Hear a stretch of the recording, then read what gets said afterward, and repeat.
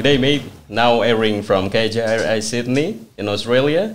With me, I have Bapak Edi Prabowo, the Minister of Maritime Affairs and Fishery, and you're listening to KJRI Podcast. Langsung aja, Pak. Selamat siang. Selamat siang, Mas. Terima kasih telah hadir Selamat di siang, sini. masyarakat Indonesia yang ada di Sydney, Terima Australia. Iya. Jadi Bapak Edi Prabowo ini adalah Minister Kementerian Kelautan dan Perikanan Republik Indonesia yang sedang melakukan kunjungan kerja ke Australia dari tanggal 27 Februari sampai dengan tanggal 2 Maret 2020. Bapak Edi Prabowo dilantik sebagai Menteri KKP Kabinet Indonesia Maju di bawah kepemimpinan Presiden Joko Widodo dan Wakil Presiden Bapak Ma'ruf Amin pada 23 Oktober 2020 untuk periode 2019 sampai 2024. Nah nih Pak, langsung aja nih Pak. Kalau boleh dibagikan nih Pak, apa sih Pak misi utama yang akan Bapak emban sebagai Menteri Kelautan dan Perikanan tuh Pak? Secara garis besar, saya dapat 2 tugas dari Pak Presiden. Baik. Yang pertama, membangun komunikasi dengan nelayan. Baik. Membangunnya ini, nelayan ini kan dari yang kecil sampai yang besar. Oh, perorangan maupun yang koperasi, korporasi, semuanya. Dan tidak hanya pelaku usaha atau orang yang nangkep ikan, tapi orang yang peduli dengan mereka. Baik. Itu termasuk pemerintah daerah, kabupaten, kepala dinas, kabupaten kota. Nah ini kita bangun semua komunikasi, termasuk kementerian-kementerian yang ada di Kabinet Indonesia Maju.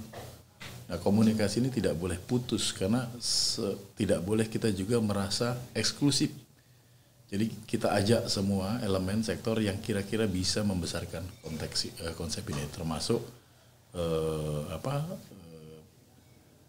orang yang mengamati dari NGO apapun dia, selama dia memberikan masukan untuk memperkuat, membesarkan sektor ini, saya akan tampung, kita terima. Ini yang saya rasa Pak Presiden ingin dibangun komunikasi. Makanya saya sekarang dengan teman-teman, dengan tim membuka semua sektor ini. Tidak ada lagi orang yang susah ketemu menteri, tidak ada lagi orang yang susah untuk ketemu dirjen, ketemu direktur, ketemu direktur aja susah, apalagi ketemu dirjen. Ini udah nggak ada lagi.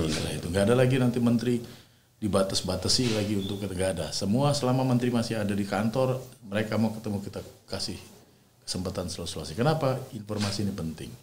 Informasi ini penting karena kebijakan sehebat apapun kebijakan tidak akan ada artinya bagi masyarakat kalau tidak dibuka, tidak terjadi komunikasi. Dan ini terasa 4 tahun ini. Kebetulan sebelum jadi menteri, saya 4 tahun jadi ketua Komisi 4. Komisi 4 ini kan membidangi tentang sektor, salah satunya kelautan dan perikanan. Perikanan dan kelautan. Banyak hal yang saya sendiri mengkomunikasikan, yang dalam pandangan saya tidak bermaksud untuk mengecilkan pendahulu. Saya prinsip bahwa konsep kebijakan saya, yang dulu bagus saya akan teruskan. Yang dulu kurang bagus saya akan rapikan jadi bagus. Yang dulu belum berhasil saya akan upayakan untuk jadi berhasil, tapi kalau tidak saya akan cari cara lain. Baik. Nah ini yang saya lakukan sekarang selama 3 bulan. Alhamdulillah pada saat saya masuk kan ada 151 jabatan kosong. Di bulan ke-2 kita sudah mengisi jabatan itu full lengkap. Eselon 1, 2, 3, 4, eselon 3, 2 dan 4, 2, 3, 4. Karena 1 kan masih menunggu di fit and proper dan sebagainya. Tapi alhamdulillah sudah mulai terisi sekarang. Nah jadi ini salah satu, dan yang kedua regulasi birokrasi ini komunikasi kita pangkas semua. Jadi intinya adalah kita membangun bahwa organisasi ini adalah pelayannya masyarakat. Jadi saya mulai dari sisi aturan-aturan yang membelenggu, aturan-aturan yang memberatkan. Jadi karena sesuai sejalan dengan perintah Pak Presiden, tidak ada lagi yang namanya orang mau berusaha di sektor ini dipersulit. Kalau memang kita berpikir mereka akan melanggar, ya kita bikin aja komitmennya. Komitmen dari sisi itu pengawasannya kita perkuat. Jadi di depan kita permudah. Makanya aturan tentang izin kapal sebagai misal, yang tadinya biasanya 14 hari, bahkan lebih berbulan-bulan, boleh lama, tapi intinya apa? Kenapa masalahnya? Kalau lama itu si pengaju nggak ngajukan izin, boleh dibilang ya bukan salah kita. Atau setelah melengkapi datanya dilengkapi kurang, dia tetap nggak melengkapi, ya bukan salah lagi kita. Berarti memang dari pihak pengajunya. Ataupun ya juga nggak boleh langsung dibiarkan, ditanya kenapa kamu nggak ini, kenapa, masalahnya apa, jadi kita jemput bola. Alhamdulillah di sektor ini kita sudah berhasil, dari 14 hari sudah kita bisa bikin 1 jam. Dalam waktu tanggal 30 Desember izin itu sudah kita launching. Hebat. 10 hari sebelumnya kekosongan jabatan sudah kita isi. Saya bicara bukan untuk seolah-olah membesarkan, bukan. Bicara ini kan baru awalan. Ada yang tidak suka, ada yang belum siap, ada yang merasa belum terpenuhi ya. Oh iya Pak, nggak 1 jam, ternyata 3 hari. Oke, 3 hari. Di mana terlambatnya? Oh iya Pak, ternyata saya belum sampai sekarang belum bisa, susah masuk. Oke, di mana? Kalau Anda susah masuk, mana materinya? Sini, izinnya untuk apa aja? Jadi selain online, selain komputerisasi, kita minta juga manual, kita backup. Kalau ada yang menemukan hal ini, ya berarti masalahnya ada di mana. Jadi jangan ada berhenti terus kita menyerah dengan keadaan. Nah ini yang kita selalu buka, dan tentunya tidak mudah dalam menjalankan. Tapi satu yang saya mau sampaikan ke media dan masyarakat, bahwa pesannya adalah kami sekarang siap untuk memudahkan semua peluang. Kenapa? Bagi kami ini peluang untuk membangun sektor ini menjadi lebih ringan biayanya di muka. Tapi begitu nanti dalam pelaksanaannya kita awasi. Nah kalau mereka melanggar, ini kayak semacam komitmen terbuka di antara kita sama pelaku. Ingat ya, dan kita kan tidak hanya ngomong begitu aja, kita kumpulkan semua pelaku ini. Anda kalau kemudian nanti sudah kita permudah, tapi Anda melanggar, Anda siap saya cabut semua sampai ke anak cucunya. Sampaikan ke geng dan teman-temannya. Nah ini, dan tidak hanya itu, kita permudah juga, betul.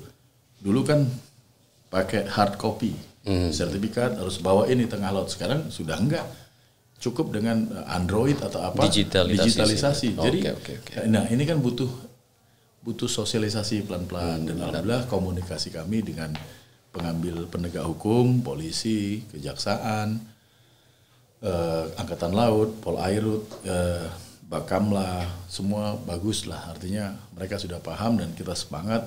Jadi semangatnya adalah sesuai dengan arahan Pak Presiden itu, bagaimana membangun nilai tambah, pertumbuhan ekonomi kita kejar, sehingga ekonomi kita terus muter di sektor bawah. Banyak hal ini tentunya banyak proses. Ini salah satu langkah. Nah, kunjungan ke Australia ini salah satunya juga dalam rangka untuk membangun komunikasi. Bangun komunikasi dulu yang pernah terputus. Kita pernah kerjasama dengan Asiar, risetnya Australia yang luar biasa. Pada saat itu diputuskan sepihak. Kemudian kita juga membangun kerjasama dengan universitas-universitas yang pernah kita kirim mahasiswanya. UTAS salah satu yang di Tasmania itu, dia ternyata punya penelitian yang menurut saya dalam penilaian dunia ya, dia ranking 4 penelitian di sektor kelautan dan maritim. Loh kenapa kita harus jauh-jauh, harus ke Eropa? Di sini ada tetangga kita sendiri. Kita punya kedekatan secara sejarah dengan Australia. Mereka yang bantu kita dalam kemerdekaan. Konferensi Meja Bundar Australia bersama kita. Benar. Dan mengakui kemerdekaan kita duluan. Kenapa kita harus lupa? Jangan lupa dengan itu. Dan samping itu kita dekat. Apapun yang terjadi dengan Australia, pasti ongkosnya pasti murah lah di sini. Nah, tinggal komunikasi ini kita bangun, dan alhamdulillah 2 MOU sudah kita lakukan dengan Universitas Tasmania dan Wollongong. Saya pikir terima kasih dengan Ibu Konjen di Melbourne dan Pak Konjen di Sydney, Pak Heru. Saya pikir ini upaya untuk saling melengkapi ya. Berarti 2 hal terpenting itu adalah komunikasi dan permudahan perizinan ya Pak? Ya, permudahan perizinan. Jadi, nah yang kedua perintahnya Pak Presiden membangun sektor budidaya. Kunjungan kami ke sini dalam rangka meningkatkan kualitas berindustri budidaya di Indonesia. Salah satunya mengetahui bagaimana melakukan budidaya yang lebih efektif, efisien, ramah lingkungan. Benar. Ya kan? Banyak Indonesia ini merupakan negara yang saya pikir paling duluan bisa membudidayakan kerapu. Itu negara-negara yang pemakan kerapu yang katanya kayak Jepang, Indonesia yang ngerti. Kita kepiting udah nggak perlu lagi dengan alam, kita bisa mengembangbiakkan kepiting dari pemijahan kita sendiri. Kalau untuk Australia sendiri untuk mendukung hal itu di sektor mana Pak? Lobster. Lobster ini kan yang tergolong baru, krustasea yang baru yang belum mampu kita lakukan budidaya. Ternyata UTAS sudah melakukan itu. dengan langkah-langkah yang lebih banyak. Tentunya mereka tidak akan memberikan informasi secara seluruh ya. Tapi kita kan secara sepihak sudah pernah melakukan penelitian juga. Kita mau lihat apa yang pernah mereka lakukan yang kita nggak lakukan. Ini kunjungan kemarin melihat kita semakin membuktikan bahwa kunjungan Bapak ke Tasmania kemarin. Tasmania Kalau tidak salah Bapak ini kunjungan hari keempat kayak Pak. Yang sekarang ya. Hari keempat. Berarti sebelumnya ke Hobart Tasmania. Ke Hobart Tasmania. Oh, itu bisa diceritakan apa aja tuh Pak? Di situ kita lihat bagaimana mereka ternyata sudah sampai taraf pemijahan lobster. Semua jenis lobster, salah satunya lobster karang yang sama dengan kita. Kita kan ada yang terkenal tuh ada 2 jenis kita. Jenis pasir dan jenis mutiara. Yang mahal itu mutiara. Baik. Paling banyak pasir. Di sini kita melihat bahwa mereka bisa, berarti kan kita pasti bisa, dan mereka siap dengan kerjasama ini. Kita harapkan kita akan bangun hatchery juga sendiri di Indonesia dan akan kita mulai melakukan budidaya. Kan selama ini di Indonesia diinformasikan bahwa lobster ini akan punah, padahal PBB aja belum menyatakan ini sebagai hewan yang masuk dalam kategori CITES akan punah, nggak endanger, nggak juga. Jadi bayangkan satu lobster, ini informasi yang saya dapat di Utah, karena di sini kan musimnya 4 musim kan, jadi dia 4 bulan itu lobster itu tiap bulan bertelur. 1 kali bertelur 1 juta. Berarti kalau satu lobster bisa 4 juta dalam bertelur dalam waktu 4 bulan. Nah di Indonesia bayangkan, dia kan musim panas. Bisa-bisa tiap bulan. Gak, artinya begitu besarnya kita peluangnya. Saya waktu itu kami bikin hitungan dari riset kita, sudah kita hemat efektivitas sendiri, itu pun gak sebesar yang mereka sampaikan, tapi itu pun sudah masuk bahwa tidak akan mungkin punah. Ya perdebatan ini makanya kami gak pernah mau memperpanjang. Yang di medsos silakan, bagi teman-teman yang ada di medsos mau bicara, memberi masukan tertulis atau datang ke kantor, kami juga akan welcome. Nah, kita komunikasi dengan stakeholder kita selalu buka, makanya ada 2 bidang yang kami bangun. Saya membentuk penasihat menteri, ada 14 para profesor dan guru besar di kampus-kampus yang mengerti tentang bidang ini. Tidak hanya masalah perikanan, tapi bicara masalah kebijakan publik dan bicara masalah komunikasi. Yang kedua, saya membangun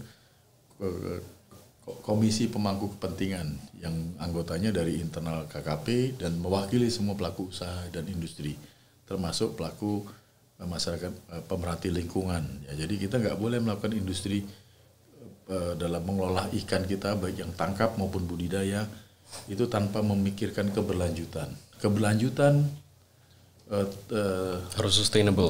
Jadi tapi juga keberlanjutan tanpa memikirkan pertumbuhan ekonomi sia-sia kan. Harus memikirkan dari segala sisi berarti. Pertumbuhan ekonomi mengabaikan keberlanjutan, kita tidak mementingkan lingkungan juga nggak benar. Jadi 2 ini harus berjalan. Tradisional dengan modernisasi tidak boleh ditinggal. Modernisasi tanpa tradisional tidak ada modernisasi. Jadi 2 kutub ini harus kita sejalankan. Jadi intinya yang akan kami lakukan ke depan itu, dan di internal sendiri saya bangun semangat, tidak ada lagi yang semangat bahwa nggak ada lagi anggota saya yang takut untuk mengkritik menteri.